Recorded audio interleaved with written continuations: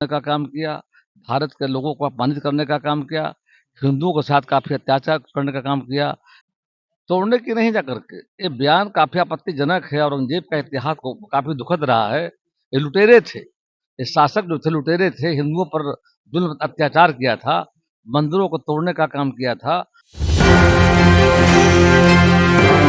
नमस्कार, एक न्यूज़ 24 देख रहे हैं आप और मैं हूं आपके साथ सितेश सिंह। आपको बता दें कि औरंगजेब के दिए बयान को यानी खालिद अनवर ने एक बयान दिया है। औरंगजेब को उन्होंने एक अच्छे शासक के रूप में बताया है। तो इस तरह का विवादास्पद मुद्दा लाते ही हैं उनके आप लोग उसके एजेंडे पे कहां चलने के चक्कर में। वो तो चाहते ही हैं कि मूलभूत समस्याओं पर देश के बात ना हो, सवाल खड़ा ना किया जाए, जनता की समस्या। सबसे बड़ा सवाल यह है कि आज 100 करोड़ जनता, जो रिपोर्ट आया है, देश में 140 करोड़ की आबादी और 100 करोड़ लोग 10 से 12 हजार रुपया से कम में जीवन बसर कर रहे हैं। 80 करोड़ तो राशन का सरकारी राशन पर विवश है और 10-20 करोड़ लोग ऐसे हैं जो किसी तरह राशन उनको सरकार नहीं देती है, लेकिन किसी तरह वह जी ले रहे हैं।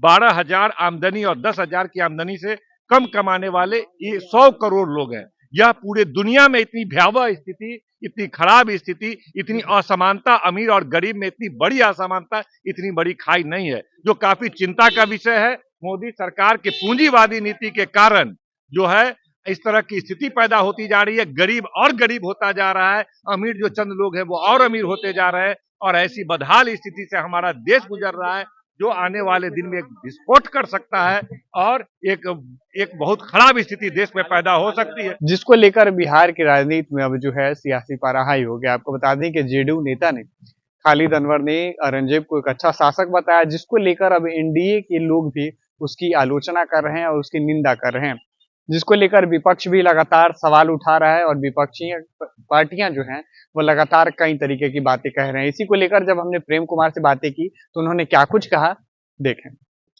पूरी तरह से इसका हम निंदा करते हैं और उनके बयान को खारिज करते जा करके हैं। यह बयान वास्तव में यह मतलब उनका जो इतिहास रहा औरंगजेब का, जा करके भारत को लूटने का काम किया था, जा करके ऐसे लोगों की प्रशंसा करना जा करके ये काफ़ी निंदनीय है। जा करके इसकी निंदा करते हैं जा करके, और जो बातें आ रही जा करके है, इतिहास गवाह है जा करके कि मुगल साम्राज्य में जो मुगल साम्राज्य में जो भी रहे, मतलब जा करके उससे औरंगजेब का भी नाम आता है।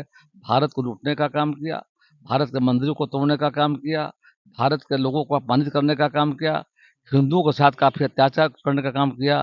तो ऐसे लोगों के बारे में प्रशंसा करना निंदनीय जा करके है, इसकी निंदा हम करते जा करके हैं और उनके बयान से हम सहमत नहीं जा करके है। उनके बयान जो आया है जा करके वास्तव में ये हिंदू भावनाओं को अपमान करने वाला बयान जा करके है। उन्हें अपना बयान वापस लेना चाहिए। मैं तो कहूँगा अपना बयान वापस लेने जा करके, है ना। इस तरह से बयान से सनातन धर्म का अपमान हो रहा है, जिसका इतिहास लूटने का रहा है भारत देश को जा करके। और बिहार में लोगों को तोड़ने की कोशिश की जा रही है इस तरीके से बयान देकर?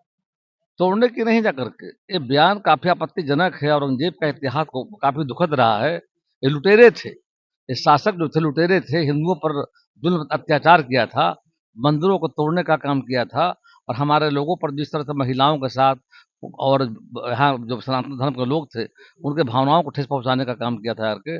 ऐसे लोग जितना भी मतलब उनकी निंदा की जाए कम जा करके है। जैसा माननीय विधायक ने बयान दिया, उनको बयान वापस लेना चाहिए जा करके। ऐसे लुटेरे और जो शासक जो रहा देश में जा करके, जिसका इतिहास बताता है जा करके कि हिंदू धर्मों के साथ उन्होंने क्या किया जा करके, उसकी निंदा करते हैं। तो आपने देखा कि भाजपा नेता प्रेम कुमार ने उनके दिए गए बयान को कड़ी निंदा की। इन्होंने कहा कि जो भारत को लूटे हैं उनकी प्रशंसा नहीं करनी चाहिए, उनको अपने दिए गए बयान को वापस लेना चाहिए।